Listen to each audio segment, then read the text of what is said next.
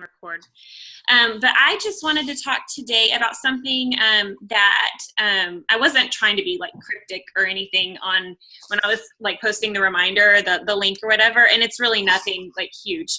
But I did want to share some things that I was thinking, and this is like the best, I think that the best things come out of just like organically and like things that I'm learning, and that's kind of what part of my vision for all of this and what I share with y'all.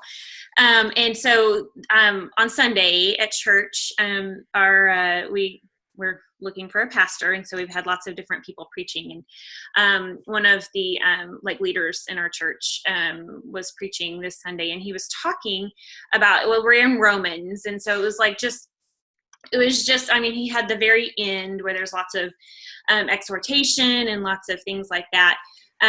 But he was also like just this one section that he talked about really stood out to me. And that was the concept of like what we fight against, and like in faith and in our walk as believers. Like, and this is, I was so excited because I was like, I can talk to my team about this because we're like all on the same page, and it made me so like excited and like so thankful that I could like come and like share this.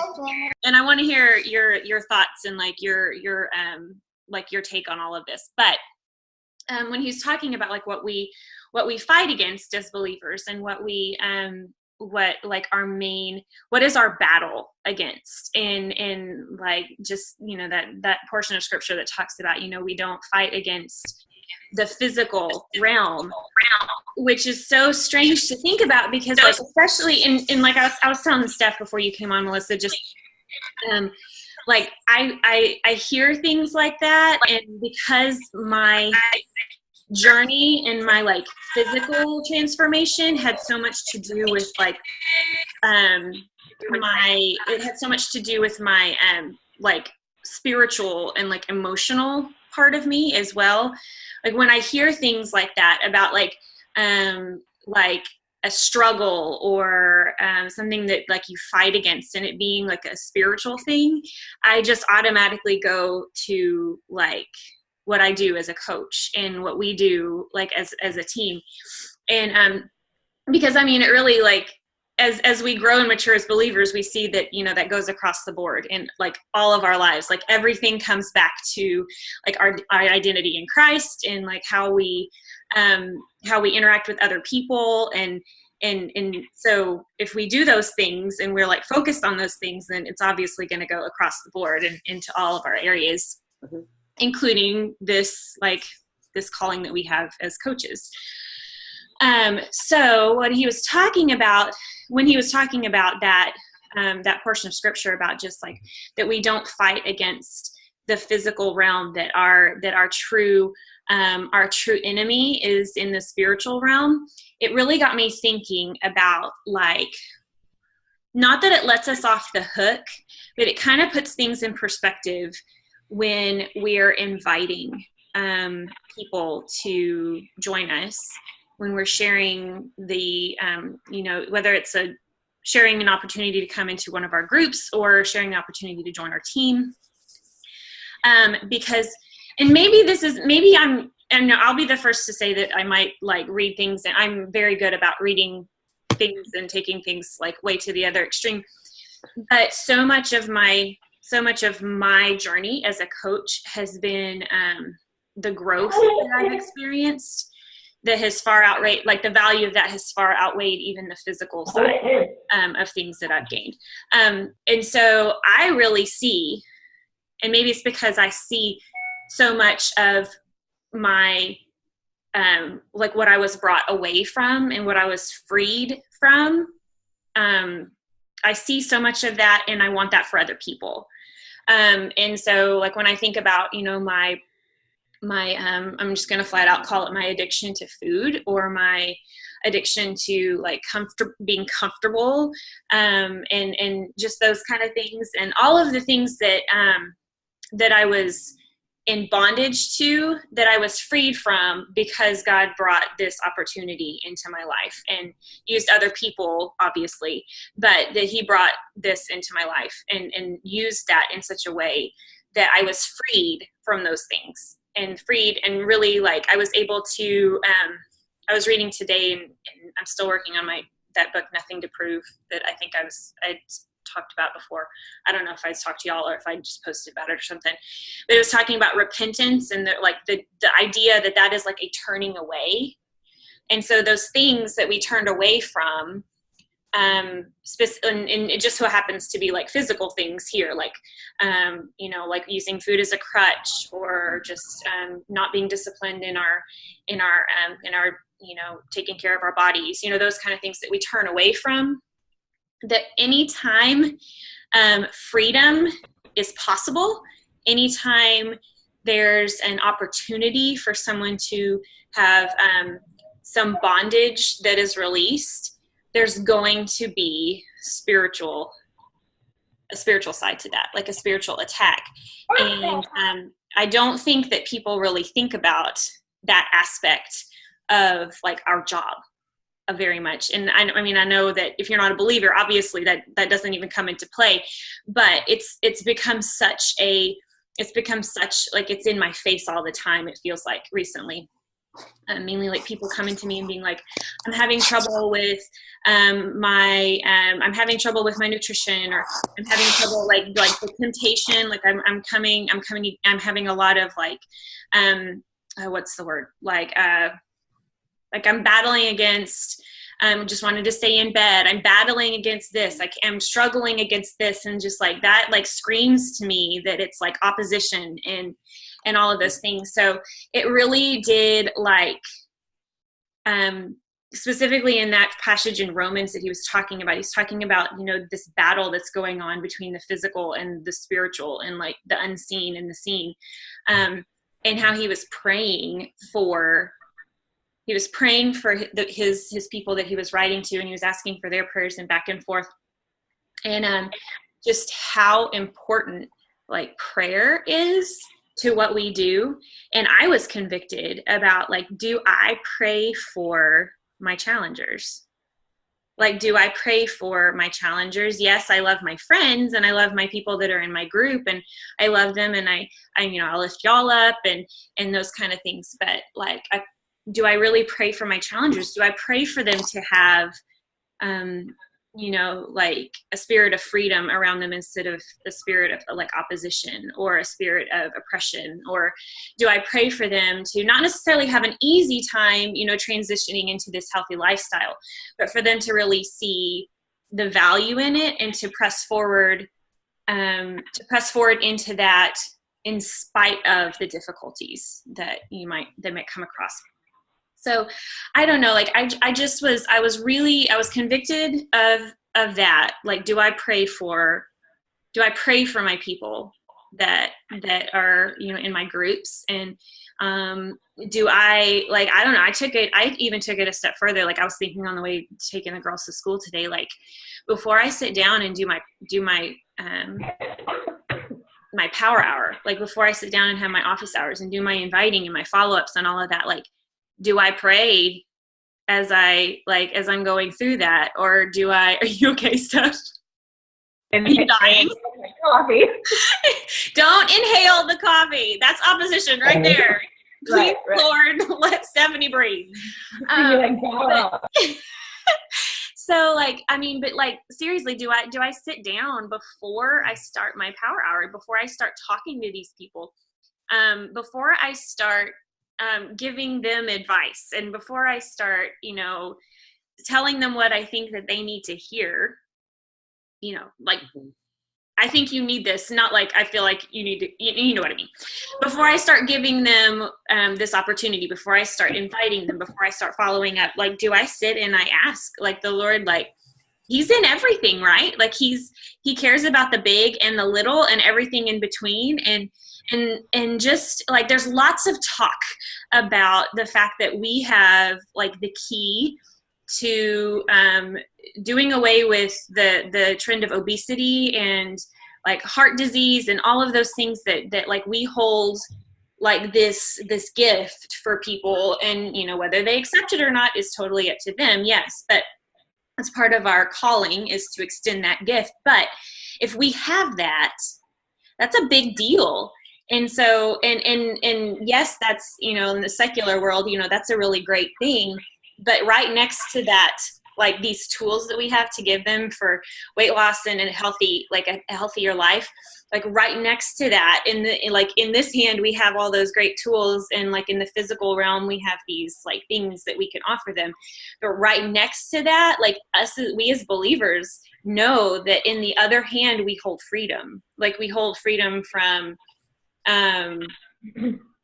like we hold freedom from that bondage to food, or that bondage to just being absorbed in ourselves and not thinking. Like it's a weird like ego thing, like being absorbed in yourself to the point that you don't take care of yourself, like, or being so absorbed in comfort or it's been like literally like in my face for the past couple of weeks. And I know that means that I'm supposed to do something with it. I'm not exactly sure what, but maybe this is a jumping off point for us. I don't know. And for a while now, I've really been wanting to like implement a faith aspect into our challenge groups or something, like not just like the free groups that we can do, like a Bible study. I mean, heck, I don't know where that's supposed to go. I don't know, but, or going through a book together. Like this was the first time I did that with the Miracle Morning group, where you go through a book and like, what does that mean? So, and there's lots of options that are open, in that area, but, I don't know. I was thinking about all of that, and it's been something that's on my mind, and just that concept of the spiritual, if you want to call it spiritual warfare, like it's there, because Satan is not liking the fact that people are being set free, whether they know they are being set free or not. Right. Mm-hmm. Like, we don't have to know that the cage is being opened for us. Like, all of a sudden, okay, I'll just go out this way, So, some people are more aware of it than others. And I just happen to be like hyper aware of it because that was where I was, and that's where I came from. And I think that y'all, y'all are my sisters, and y'all are my teammates, and y'all have similar stories to that, and just all of the freedoms and just the things that are not necessarily easier now because of your new lifestyle, but it's just a little bit like everything is impacted, and everything kind of goes a little bit smoother whenever you have those things kind of in line. And I know you know what I'm talking about. So I don't know. Any thoughts? Anything that is like, anything that's like, yeah, that's right, or no, I don't think that's right, or I don't know. Have y'all had anything like that come up in your, I don't know, in your studying or listening or whatever? I kind of agree with what you're saying, just because it is so true. Like, the enemy is out to get you and sabotage you in any way possible. And when you're not happy with the way you feel in your own self, whether it's mentally, physically, the way you look, the way you feel, it's just, he beats you down. And I think the freedom of knowing that you can do things nutritionally and physically and spiritually and mentally to help yourself feel better. Like, why wouldn't you want to package all that together? Yeah. I get it. Yeah, I agree.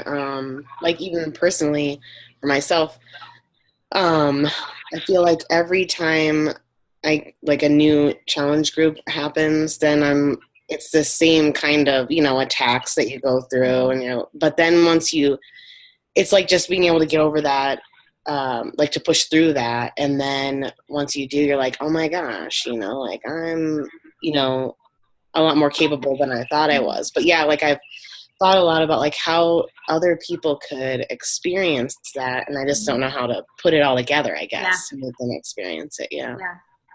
Without them like running away too.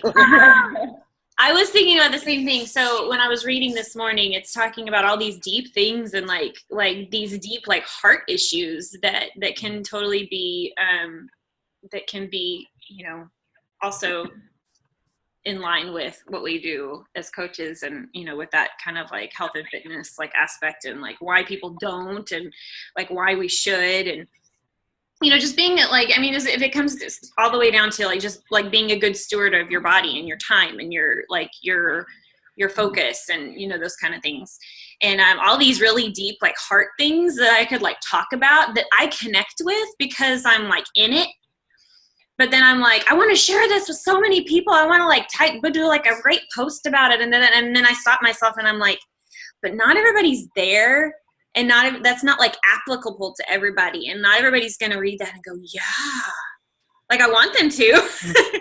I wanted to like connect with somebody, but that's, I don't know. So like, how do we do that on a level that speaks to someone no matter where they are? Like, I mean, we're at a place in our faith, like I think I can speak for us that like we're ready to learn and grow that way, but some people aren't, and some people haven't come to that point yet. So like, how do we meet people where they are? How do we get that kind of going? I watched that movie, I'm Not Ashamed, last night. Have you seen that movie? Mm-mm. Whoa. Number one. It's about the girl in Columbine, Rachel Joy, the first one who was shot. It's a pure flick movie. I'm taking it back to the library today. I was ugly crying in my living room. Super powerful, but it was just in her, like her whole story of how she journaled. Anyway, about how she wasn't going to be ashamed to say that she was a Christ follower and she was going to be bold about it. And so it's one of those things like, at what point do you sit here and you don't want to step on people's toes and share too much, but at the same time, like, how is it bad that you're sharing your faith in our God? That's not ever going to be God. So it's tricky. It is.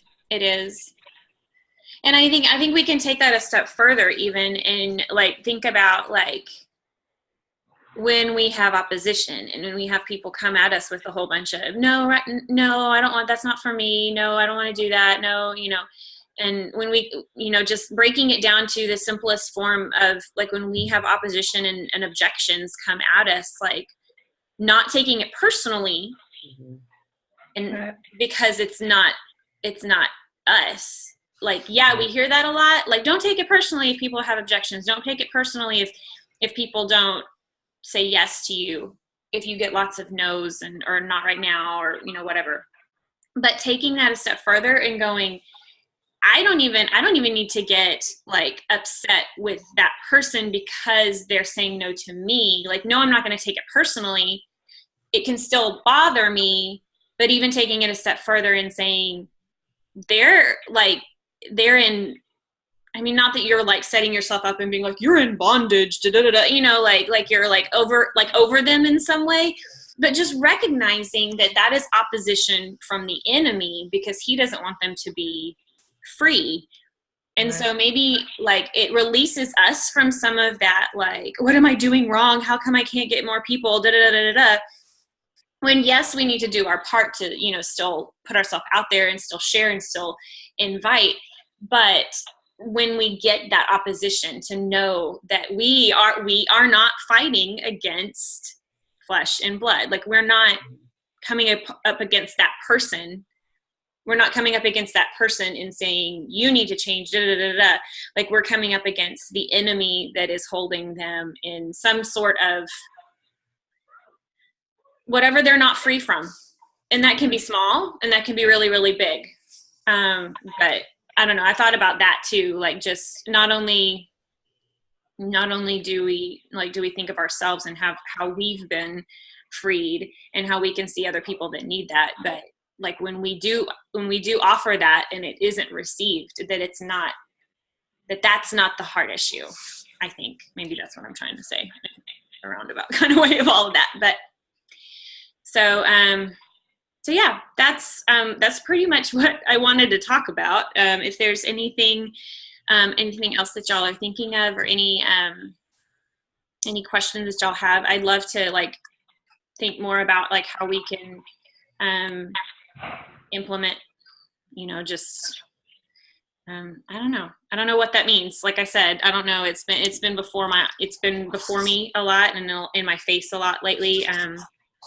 but just know that that's on my mind. And so I wanted to kind of share it with you and see what y'all were thinking. But any questions about anything going on or anything you need help with or anything?